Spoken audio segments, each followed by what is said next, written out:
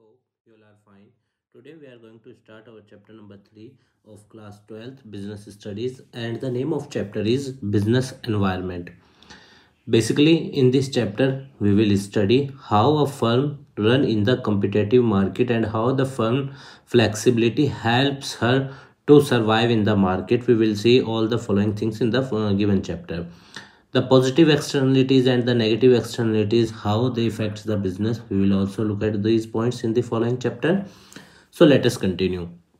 In this chapter we will study the impact of environment on business and the strategies employed by business to deal with environment challenges. तो इस chapter के अंदर हम ये पढ़ेंगे कि जो बिजनेस जो एनवायरनमेंट होता है आसपास का, वो एक बिजनेस को कैसे इफेक्ट करता है और एक बिजनेस कैसे उस एनवायरमेंटल चैलेंजेस से डील करता है. Meaning of business environment. Business environment means the sum total of all individuals. इसमें सभी व्यक्ति भी आ जाते हैं, संस्थाएं भी आ जाती हैं और भी बाकी सारी फोर्सेस जो एक बिजनेस एंटरप्राइज को कंट्रोल करती है और उसकी परफॉर्मेंस को इफेक्ट कर सकती है. अब फर्म के अंदर काम करने वाले लोग भी उसकी परफॉर्मेंस को इफेक्ट करते हैं, और जो लोग फर्म के अंदर काम नहीं कर रहे हैं, जो पॉजिटिव एक्सटर्नलिटीज हैं, जो आउटसाइडर्स हैं, वो भी क्या होता है, बिजनेस को इफेक्ट करता है, उसकी परफॉर्मेंस को. दस, the economic, social, political, technological and other forces which operate outside a business enterprise are parts of its environment. तो चाहे आर्थिक, सामाजिक, राजनीतिक या टेक्नोलॉजिकल जो फोर्सेस हैं, जो परिवर्तित हैं, जो एक कंपनी के, एक बिजनेस के कंट्रोल से बाहर हैं ये चीज़ें. क्योंकि मान लो सोसाइटी का अभी क्या नाम, फॉर एग्जांपल कह सकते हो कि आप टेस्ट बदल गया तो वो बिजनेस को इफेक्ट करेगा, या पॉलिटिकल रूल्स बदल गए, या पॉलिसीज बदल गई, या टेक्नोलॉजी अपग्रेड होगी. ये बिजनेस के कंट्रोल में नहीं थी चीज़ें, ये एक्सटर्नल फोर्सेस हैं, पर ये हमारे बिजनेस को प्रभावित करती हैं. All these forces are likely to influence the performance of a business enterprise. इन सब फोर्सेस की वजह से एक बिजनेस की परफॉर्मेंस पे फ़र्क पड़ता है. अगर पॉजिटिव वे में भी फ़र्क पड़ सकता है और नेगेटिव वे में भी, क्योंकि ये आउटसाइड इट्स बाउंड्रीज होती हैं. इस पे बिजनेस का कोई कंट्रोल, बिजनेस एनवायरनमेंट मतलब जो फर्म है उसका कोई कंट्रोल नहीं होता. Features and characteristics of business environment. Totality of external forces. तो पूरी तरीके से एक्सटर्नल फोर्सेस होती हैं जो बिजनेस को इफेक्ट करती हैं. Let us see. Business environment is the sum total of all the external forces that directly, चाहे तो डायरेक्टली इफेक्ट कर सकती हैं या indirectly influence the working of a business system.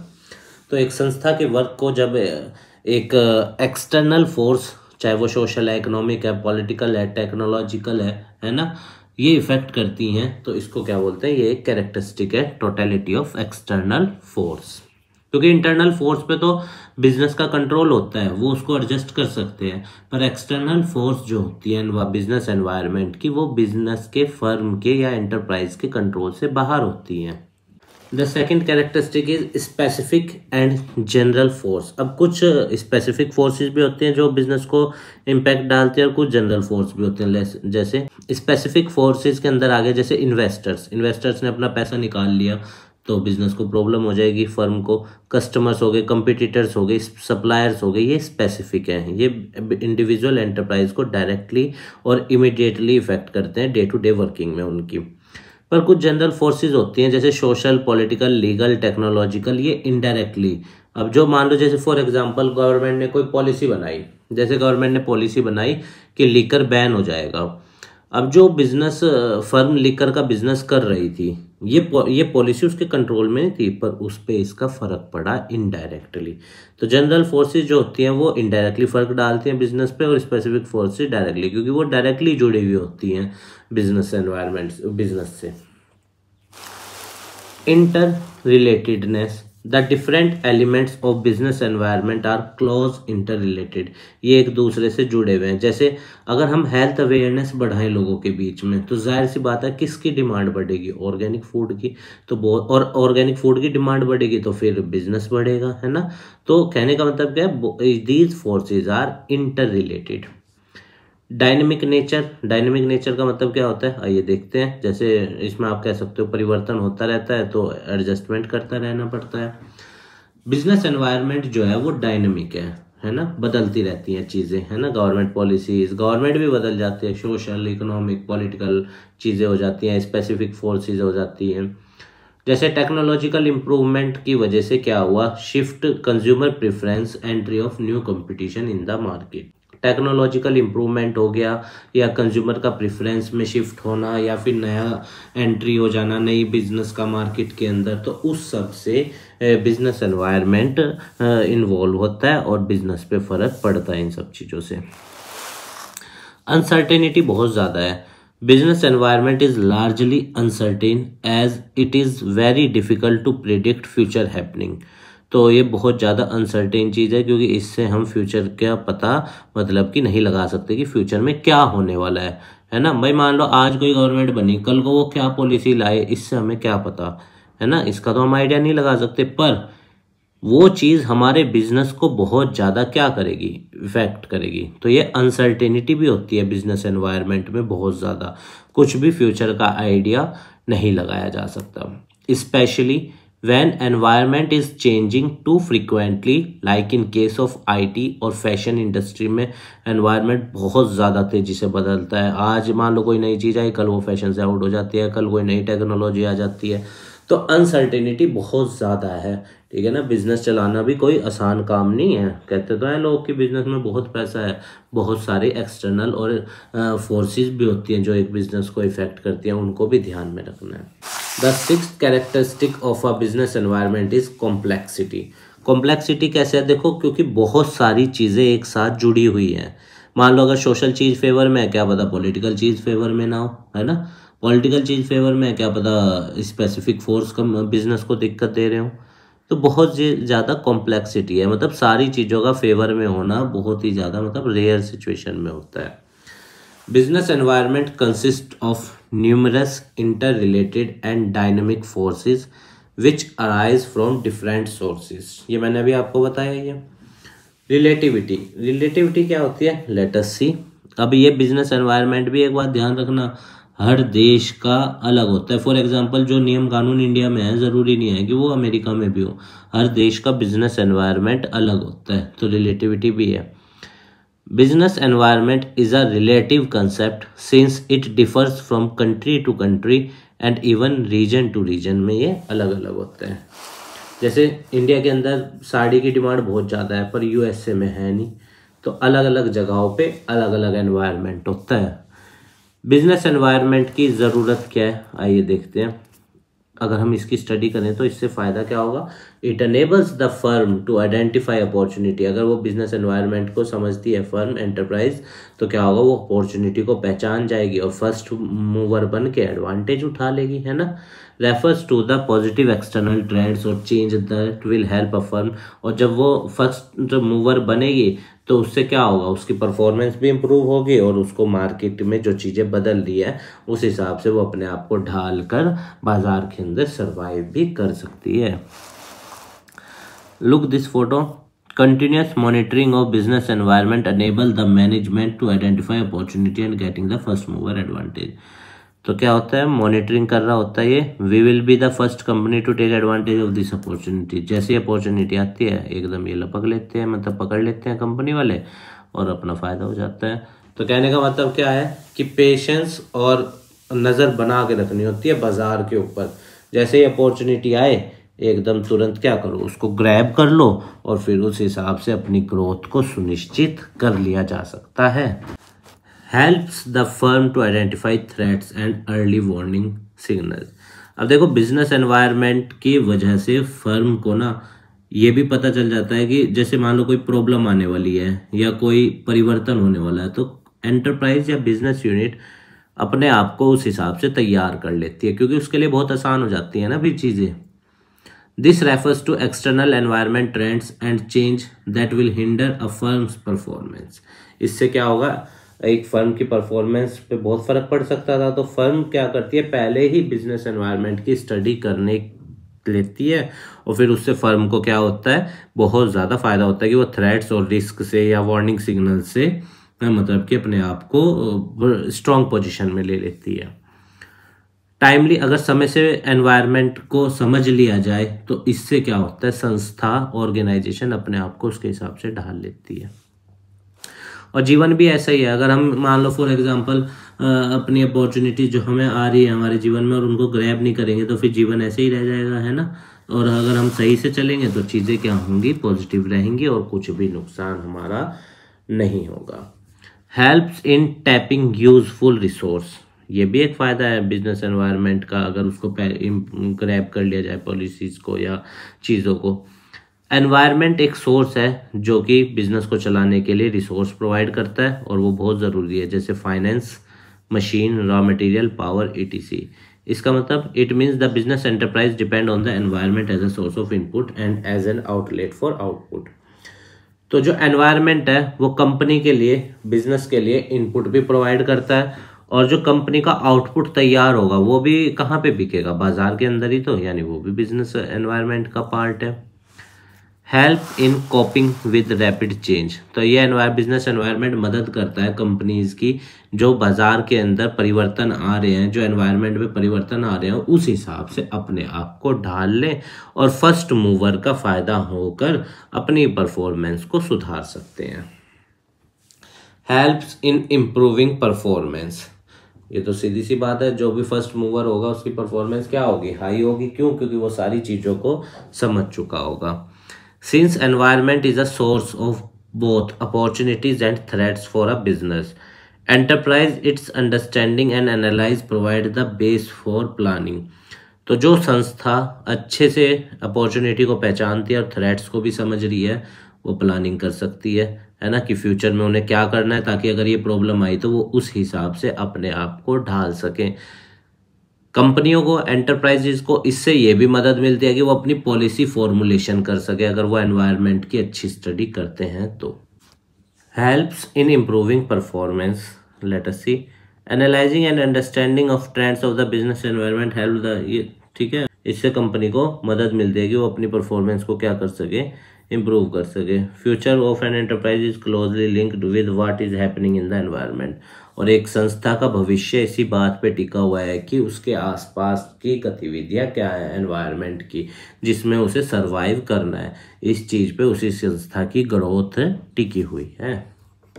General environment, it indirectly influence the working of a business firm. तो अगर हम देखें बिजनेस एनवायरनमेंट क्या होता है, वो जनरल एनवायरनमेंट होता है और फर्म को क्या करता है, इफेक्ट करता है, जिसके अंदर क्या क्या चीज़ें आ जाती हैं, economic, social, political, legal and technological environment. Specific environment मैंने अभी आपको बताया ही था पीछे भी, जैसे customer, owners, investors, suppliers, creditors, है ना, एम्प्लॉयज़ हो गए, ट्रेड यूनियंस हो गए, कॉम्पिटिटर्स हो गए, गवर्नमेंट हो गए, ये सब क्या होते हैं, स्पेसिफिक एनवायरनमेंट में आते हैं और ये बिजनेस एनवायरनमेंट को ये भी क्या करते हैं, उसकी वर्किंग को इफेक्ट करते हैं। आइए देखते हैं इन सबको एक एक करके। Dimension of business environment, economic environment देखते हैं। Economic environment refers to all those forces that have economic impact on the business activities। Economic environment के अंदर हर वो चीज़ आ जाती है जो बिजनेस के ऊपर आर्थिक प्रभाव डालती है, चाहे वो इंटरेस्ट रेट है, जैसे मार्केट में अगर इंटरेस्ट रेट ज़्यादा होगा तो फर्म को cost of borrowing the capital वो ज़्यादा पड़ेगी और उससे बिजनेस पे क्या होगा, उसका एक्सप्लिसिट कॉस्ट बढ़ जाएगी।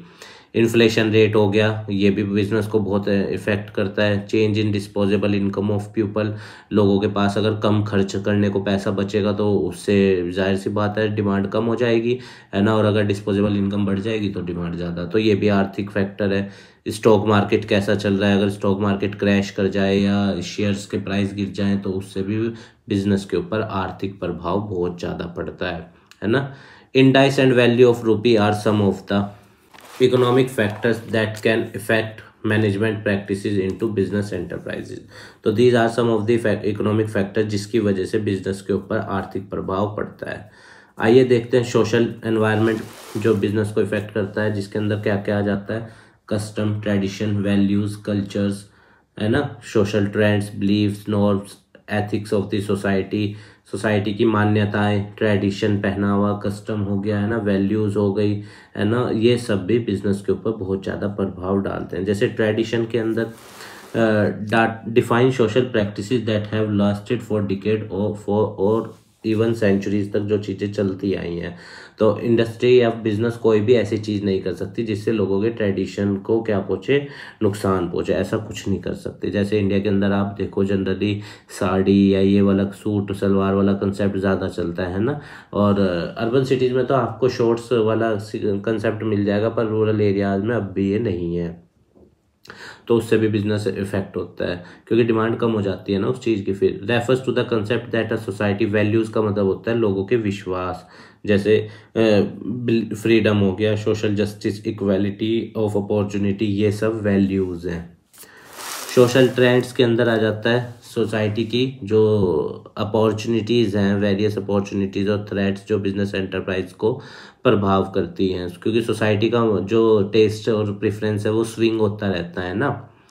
Analyse and understanding of social environment is important as it determines the product services and standard of conduct that are acceptable to society. अब देखो जनरली सोसाइटी उन चीज़ों को एक्सेप्ट करती है जो बहुत ही ज़्यादा मतलब अच्छी क्वालिटी की हो, है ना। तो अगर मान लो कोई चीज़ ऐसी है जिसकी क्वालिटी कम है या कोई चीज़ ऐसी है जो हल्की क्वालिटी की है, तो फिर उसे सोसाइटी निगलेक्ट करती है, उसको एक्सेप्ट नहीं करती। तो सोशल ट्रेंड्स के अंदर आ जाता है सोसाइटी का वे, है ना। तो देखिए ये एक इम्पैक्ट है सोशल एनवायरनमेंट का। Fashion industry, electronic industry, cosmetic, food industry, इन सब में परिवर्तन आता रहता है। तो अगर इनमें परिवर्तन आता रहता है तो बिजनेस पे फर्क उसका पड़ेगा, ये जाहिर सी बात है। टेक्नोलॉजिकल एनवायरनमेंट, ये भी क्योंकि टेक्नोलॉजिकल एनवायरनमेंट बिजनेस की कॉस्ट को इफेक्ट करती है। Technological environment include forces relating to scientific improvement, क्योंकि जब भी टेक्नोलॉजी एडवांस होती है साइंटिफिक चीज़ों में इम्प्रूवमेंट होता है, इनोवेशन होता है नई टेक्नोलॉजी का, है ना, जिससे गुड्स और सर्विसेज को प्रोड्यूस करने के मेथड्स, टेक्निक्स या बिजनेस को चलाने के तरीके वो सब क्या हो जाते हैं, बदल जाते हैं। Today technology is changing at a fast pace, आज टेक्नोलॉजी बहुत तेज़ी से बदल रही है और टेक्नोलॉजिकल एनवायरनमेंट बिजनेस पे बहुत ज़्यादा प्रभाव डालता है, जिसकी वजह से बहुत सारी कंपनीज फेल हो गई हैं। क्यों? क्योंकि उन्होंने टेक्नोलॉजी देर में अपनाई, या कह सकते हो आप नई टेक्नोलॉजी को वो समझ नहीं पाए, मार्केट में जो अपॉर्चुनिटी थी उसको ग्रैब कर नहीं पाए, जिसकी वजह से वो मार्केट से आउट हो गए। तो कहने का मतलब क्या है, बिजनेस एनवायरनमेंट के अंदर जो टेक्नोलॉजिकल फैक्टर है, एंटरप्राइज को या बिजनेस यूनिट को अपनी टेक्नोलॉजी को भी टाइम टू टाइम क्या करना पड़ता है, अपग्रेड करना पड़ता है, तभी वो बाजार के अंदर सरवाइव कर सकते हैं। पॉलिटिकल एनवायरनमेंट, अब देखो आज के दौर में ही आप देख लो, चाहे एक बिजनेसमैन है बहुत बड़े, उनका नाम तो हम क्या ही लें, तो आप देखो कोई भी बिजनेसमैन है वो अपने पॉलिटिकल लिंक भी बना के रखता है। क्यों? क्योंकि पॉलिटिकल एनवायरनमेंट भी बिजनेस को बहुत प्रभावित करता है ना। तो आप देखो एक बहुत बड़े बिजनेसमैन है, उन्होंने कितनी ग्रोथ करी, क्योंकि उनका पॉलिटिकल एनवायरनमेंट उनके फेवर में था। Political environment includes political condition such as general stability and peace in the country, है ना, and specific attitude that elected representative hold towards business. तो सरकार सही से चुनी गई हो लोगों के बीच में, और स्टेबिलिटी हो सरकार में, जैसे बांग्लादेश में स्टेबिलिटी नहीं है गवर्नमेंट में, या पाकिस्तान में स्टेबिलिटी नहीं है, तो वहाँ का बिजनेस एनवायरनमेंट, पॉलिटिकल एनवायरनमेंट बहुत रिस्की है। क्यों? क्योंकि डेली अगर मान लो हर 2-3 साल में सरकारें बदल जाएंगी तो फिर क्या होगा, बिजनेस एनवायरनमेंट के लिए बहुत रिस्की हो जाएगा। क्यों? क्योंकि नई अगर सरकार आएगी तो बिजनेस यूनिट के लिए पता नहीं क्या पॉलिसी बना दे, कैसे इफेक्ट कर दे। तो इसलिए स्टेबिलिटी ऑफ गवर्नमेंट रिप्रेजेंटेटिव बहुत ज़रूरी है। जो जनता के द्वारा चुने गए लोग हैं उनके अंदर स्टेबिलिटी, या फिर सरकार की स्टेबिलिटी बहुत ज़्यादा ज़रूरी है। The significance of political conditions in business success lies in the predictability of business activities under stable political condition. और एक पॉलिटिकल कंडीशन अगर फेवर में है तभी बिजनेस की सक्सेस को इंश्योर, हालांकि और फैक्टर्स भी हैं पर ये चीज़ भी बहुत इंपॉर्टेंट है कि अगर हमें बिजनेस की सक्सेस को इंश्योर करना है, प्रेडिक्ट करना है बिजनेस एक्टिविटीज़ को, तो वो सिर्फ एक पॉलिटिकल स्टेबल पॉलिटिकल कंडीशंस के अंदर ही करी जा सकती है। क्यों? मान लो अगर हमने आज कुछ काम कराया, कोई नया इन्वेस्टमेंट कर दिया, पर कल को गवर्नमेंट आई और उसने पॉलिसी बना दी और वो सब चीज़ें वेस्ट हो जाएंगी, तो वैसा नहीं कर सकते। The attitude of government officials, government के जो ऑफिसर्स हैं बिजनेस के प्रति उनका एटीट्यूड पॉजिटिव होना चाहिए, है ना। नेगेटिव अगर होगा तो फिर वो बिजनेस के ऊपर बहुत ज़्यादा क्या करेगा, इफेक्ट डालेगा, है ना। कई बार गवर्नमेंट ऑफिसर्स का आपने देखा ही होगा, किसी बिजनेस यूनिट को क्या करते हैं, पॉजिटिवली भी उसको अप्रिशिएट कर सकते हैं और नेगेटिवली उसको डिग्रेड भी कर सकते हैं। लीगल एनवायरनमेंट के अंदर आ जाता है लॉज, है ना, या जो भी कोर्ट हो गए, जजमेंट्स हो गए गवर्नमेंट के, वो उसके जुडिशरी के, वो सब। Legal environment includes various legislation, administrative orders जो पास किए जाते हैं गवर्नमेंट के द्वारा, कोर्ट जजमेंट हो गए, है ना, डिसीजंस हो गए, वेरियस कमीशंस एजेंसीज के, है ना, एवरी लेवल ऑफ गवर्नमेंट पे, है ना। तो वो सब भी बिजनेस को लीगली क्या करते हैं, इफेक्ट करते हैं। It is crucial for every enterprise to obey, और हर संस्था को लॉज एंड कानूनों को फॉलो करना बहुत ज़्यादा ज़रूरी है। गवर्नमेंट के नियम कानूनों को फॉलो करना चाहिए हर लेवल ऑफ एंटरप्राइजेज को, और हर लेवल ऑफ गवर्नमेंट को भी क्या करना चाहिए कि इस तरह के लीगल एनवायरनमेंट को क्रिएट करे गवर्नमेंट भी हर लेवल की, जिसमें बिजनेस यूनिट इजीली सर्वाइव कर सके, उनको किसी तरीके की समस्या का सामना ना करना पड़े।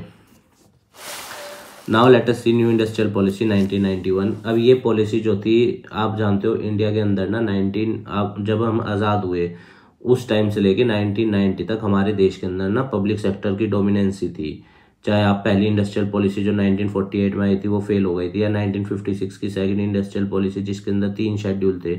इंडियन इकोनॉमिक डेवलपमेंट में आपने चैप्टर नंबर 3 ही है बस अब आपका जो शुरू हो रहा है ये टॉपिक, है ना। तो 1990 तक देश की पब्लिक सेक्टर की इंडस्ट्रीज की परफॉर्मेंस बहुत पुअर थी, डेप्ट बढ़ गया था $7 बिलियन का। तो डॉक्टर मनमोहन सिंह जी इसको लेकर आए थे पॉलिसी को, उस टाइम फाइनेंस मिनिस्टर थे। वो सब आपने 3rd चैप्टर में देखा होगा आईईटी के, है ना, अपनी इकोनॉमिक्स में। Let us read the broad feature of this policy. क्या था, डी लाइसेंसिंग। अब मेन तो इसमें लिबरलाइजेशन, प्राइवेटाइजेशन और ग्लोबलाइजेशन था। इसको लाया किस लिए गया था, क्योंकि हमारा फॉरेन डेप्ट बढ़ गया था, आउटफ्लो ज़्यादा था, इनफ्लो से फॉरेन एक्सचेंज का, है ना, गवर्नमेंट की डिपेंडेंसी बढ़ गई थी और अनएम्प्लॉयमेंट बहुत ज़्यादा थी। वो सब चीज़ें प्रॉब्लमों के चलते और देश का इंडस्ट्रियल सेक्टर का कंट्रीब्यूशन जीडीपी में नेग्लिजिबल था, इस वजह से इस पॉलिसी को लाया गया। इसके अंदर किया क्या गया है, लेट अस सी। डी लाइसेंसिंग, तो सरकार ने जो लाइसेंस वाली पॉलिसी बना रखी थी, अच्छा पता देखो लाइसेंस में क्या था। मान लो अगर कोई नई इंडस्ट्री खोल रही है तो लाइसेंस, एक इंडस्ट्री यूनिट सेट है, दूसरी खोलना चाहती है तब लाइसेंस, एक प्रोडक्ट बना रही है, दूसरा प्रोडक्ट बनाना चाहती है तब फिर लाइसेंस। इतनी प्रॉब्लम थी, इसको खत्म किया गया फिर। The new policy abolished industrial licensing for all project. 6 industries के लिए लाइसेंस बंद नहीं था, जैसे क्रैकर्स हो गए, अल्कोहल हो गए, है ना, आर्म्स हो गए, है ना, केमिकल्स हो गए, फार्मा दवाइयाँ हो गई, उन सब के लिए। पब्लिक सेक्टर के रोल को घटाया गया, क्योंकि देखो पब्लिक सेक्टर की परफॉर्मेंस 1990 तक आते आते बहुत ही ज़्यादा पुअर हो गई थी, है ना। तो इसलिए प्राइवेट सेक्टर के रोल को बढ़ाया गया इस पॉलिसी के अंदर। The role of public sector was limited only to 4 industries of strategy importance. Public sector को सिर्फ 4 इंडस्ट्री दी गई। और पब्लिक सेक्टर का रोल कैसे घटा सकते हैं, पहला है डिसइन्वेस्टमेंट करके, सरकार अपना पैसा निकाल ले, है ना, उसको क्या करे, उसको मतलब कि जो उसने इन्वेस्टमेंट कर रखी है उसको निकाल के और प्राइवेट सेक्टर की इन्वेस्टमेंट को वहाँ बढ़ाए। एक तो ये तरीका है पब्लिक सेक्टर के रोल को कम करने का। दूसरा तरीका होता है ट्रांसफर ऑफ ओनरशिप, जिसमें सरकार सरकारी कंपनी को ही बेच देती है। टेक्निकल कोलैबोरेशन किया गया, ऑटोमेटिक परमिशन दे दी जाती थी उस इंडस्ट्री को जो फॉरेन कंपनीज के साथ टेक्नोलॉजिकल एग्रीमेंट करेगी। तो ये एक अच्छी चीज़ है। फॉरेन कैपिटल की लिमिट को बढ़ा दिया, है ना, एफडीआई की लिमिट को 100% तक कर दिया था। कोई भी विदेशी कंपनी हमारे देश के अंदर आके किसी भी कंपनी में 100% तक की इन्वेस्टमेंट कर सकती है, जो कि एक अच्छी बात है दूसरे देशों के मुकाबले। तभी तो हमारे यहाँ पे फॉरेन इन्वेस्टमेंट बहुत है। Setting up of foreign investment promotion board setup किया गवर्नमेंट ने, जिससे देश के अंदर इनफ्लो फॉरेन इन्वेस्टमेंट, विदेशी मुद्रा भंडार देश के अंदर बाहर से ज़्यादा आए। ये भी एक अच्छा इनिशिएटिव है। स्मॉल स्केल इंडस्ट्री के लिए वो जो 1955 में कारवा कमेटी बनाई थी और रिजर्वेशन किया गया था ना कॉटेज इंडस्ट्री को प्रोटेक्ट करने के लिए, उसको ख़त्म किया सरकार ने इस पॉलिसी के अंदर। अब देखो ठीक है, हम मानते हैं ख़त्म करने से बड़ी इंडस्ट्रीज तो ग्रो करी, पर वो जो छोटे लोग सेक्टर के जो इन्वेस्टमेंट वाले लोग इस में लगे हुए थे उनका तो रोजगार छिन गया ना। आज बड़ी इंडस्ट्रीज हर तरीके के प्रोडक्ट्स को बना रही है जो पहले कॉटेज इंडस्ट्री बनाती थी। क्यों? क्योंकि कॉटेज इंडस्ट्री जो होती है वो लेस मैकेनाइज्ड होती है और मोर इन्वॉल्वमेंट होता है मैन पावर का, जिससे एम्प्लॉयमेंट ज़्यादा जनरेट होता है। So the three main component of new industrial policy, 3 चीज़ें थी इसके अंदर, liberalisation, privatisation and globalisation. Liberalisation के अंदर क्या होता है, सारी रिस्ट्रिक्शंस को, कंट्रोल को जो अननेसेसरी हैं बिजनेस यूनिट पे, उनको हटा लेना, कंपनी को, बिजनेस यूनिट को लिबरल कर देना। The purpose was to unlock the economic potential, और ये क्यों किया गया? ताकि देश अपनी आर्थिक पोटेंशियल्स तक पहुंच सके और प्राइवेट सेक्टर्स को, मतलब ग्रोथ हो प्राइवेट सेक्टर की देश के अंदर, और एमएनसीज, मल्टीनेशनल कंपनीज हमारे देश में आके इन्वेस्टमेंट करे, इसलिए लिबरलाइजेशन किया गया था। आपने उसमें इंडियन इकोनॉमी के चैप्टर 3 में देखा गया होगा FFITT लिबरलाइजेशन के अंदर, है ना। 5 चीज़ों के लिए मेनली लिबरलाइजेशन किया गया था, इंडस्ट्रीज के लिए, ट्रेड के लिए, टैक्सेस के लिए, फॉरेन इन्वेस्टमेंट्स के लिए, है ना। इस तरीके से 5 चीज़ें थी। फाइनेंशियल सेक्टर में रिफॉर्म आए, प्राइवेट बैंक का जन्म हुआ, है ना, प्राइवेट बैंकों को परमिशन मिली, RBI को कंट्रोलर से या रेगुलेटर से क्या बनाया, फैसिलिटेटर बनाया, जो कि एक अच्छी चीज़ है। इन इंडिया इन द इस तरीके से हम लिबरलाइज जो है, ये पॉइंट आप देख लेना, ठीक है। इन पॉइंट्स को आप याद रखना और अपने नोट्स में भी लिख लेना, इस लिबरलाइजेशन के फ़ायदे क्या क्या हुए। प्राइवेटाइजेशन में क्या होता है, सरकार क्या करती है, पूरी संस्था को या तो बेच देती है या उसकी ओनरशिप को ट्रांसफ़र कर देती है, ठीक है। इसमें सरकार को भी फ़ायदा है, प्राइवेट सेक्टर को भी फ़ायदा है। सरकार का बर्डन कम होता है, प्राइवेट सेक्टर फिर जब इन्वॉल्व होता है तो फिर फुल पोटेंशियल पे ले जाकर उस चीज़ को क्या करता है, काम करता है, जो कि एक उस इंडस्ट्री के लिए पॉजिटिव फैक्टर है। ग्लोबलाइजेशन का मतलब होता है अपने देश को दूसरे देशों से लिंक करना, है ना, interlinking the domestic economy with the world economy. इसके फ़ायदे भी हैं, नुकसान भी हैं। Globalisation means integrating the various economies of the world leading toward the emergence of cohesive और वेल इंटीग्रेटेड ग्लोबल इकोनॉमी, ठीक है। डिमोनेटाइजेशन क्या होता है, ये भी एक एक्ट है जिसके अंदर पुरानी करेंसी को लीगल टेंडर का स्टेटस के रूप से हटा लिया जाता है। अच्छा, ग्लोबलाइजेशन के से कंज्यूमरिज्म भी बढ़ता है ना, एडवांसमेंट ऑफ टेक्नोलॉजी भी होता है, एम्प्लॉयमेंट भी बढ़ता है, फॉरेन इन्वेस्टमेंट भी आती है, ठीक है। वो सब फायदे हैं ग्लोबलाइजेशन के। नुकसान भी हैं अपने, है ना, जैसे कंज्यूमरिज्म बढ़ेगा तो फिर कंज्यूमर अपने देश की चीज़ों को ना खरीद के बाहर की चीज़ों को खरीदता है और फिर उससे आउटफ्लो होता है विदेशी मुद्रा का। कंपटीशन इंक्रीज हो जाता है, जैसे चाइना से हमारे इंडियन डोमेस्टिक प्रोडक्ट जनरली बाज़ार में compete नहीं कर पाते। क्यों? क्योंकि वो हैं ही इतने सस्ते, वहाँ से वो अपनी करेंसी को डिवेल्युएट बार बार करता रहता है। Demonetisation is the act of removing a currency unit, ठीक है। लीगल टेंडर स्टेटस होता है, लीगल टेंडर का मतलब जो गवर्नमेंट के द्वारा अप्रूव्ड हो, तो 1000 रुपये के नोट का लीगल टेंडर स्टेटस खत्म करा था ना। डिमोनेटाइजेशन को टैक्स एडमिनिस्ट्रेटिव मेजर कहा गया, जो लोग टैक्स इवेजन करते हैं या जो टैक्स में चोरी करते हैं उनके लिए मेनली ये किया गया था, है ना। और टैक्स इवेजन कर की चोरी किसी भी तरीके से गवर्नमेंट टॉलरेट और एक्सेप्ट नहीं करेगी। और जो सेविंग लोग छोटी मोटी घरों में करते हैं वो फॉर्मल सेक्टर में आएगी। जनधन योजना भी एक अच्छा इनिशिएटिव था, जीरो बैलेंस वाले अकाउंट वाला। लेस कैश और कैश लाइट इकोनॉमी देश को बनाना भी डिमोनेटाइजेशन का कंसेप्ट था। तो देखो, बेसिकली बिजनेस एनवायरनमेंट आपको समझ आया होगा, वो सारी चीज़ें जो एक फर्म को इफेक्ट करती हैं। ये एक समरी टाइप भी है, आप इसको भी देख लेना, है ना, इसका स्क्रीनशॉट ले लेना चाहे आप, ठीक है स्टूडेंट्स। तो ये था आपका चैप्टर बिजनेस एनवायरनमेंट। उम्मीद है आपको ये समझ में आया होगा। हमारे काम को सपोर्ट करने के लिए वीडियो को लाइक कीजिएगा, अपने दोस्तों के साथ शेयर कीजिएगा और हमारे चैनल को भी सब्सक्राइब कर दीजिएगा स्टूडेंट्स। और अगर आपकी इस चैप्टर से रिलेटेड कोई क्वेरी है तो आप हमें कमेंट बॉक्स में बताना, हम उसका आंसर देने की पूर्ण रूप से कोशिश करेंगे। आप स्वस्थ रहिए, खूब जीवन में आगे बढ़िए, यही हमारी मनोकामना है। इस देश को अच्छा बनाइए, समाज को अच्छा बनाइए, अपना अस्तित्व इस समाज में स्थापित कीजिएगा स्टूडेंट्स। धन्यवाद।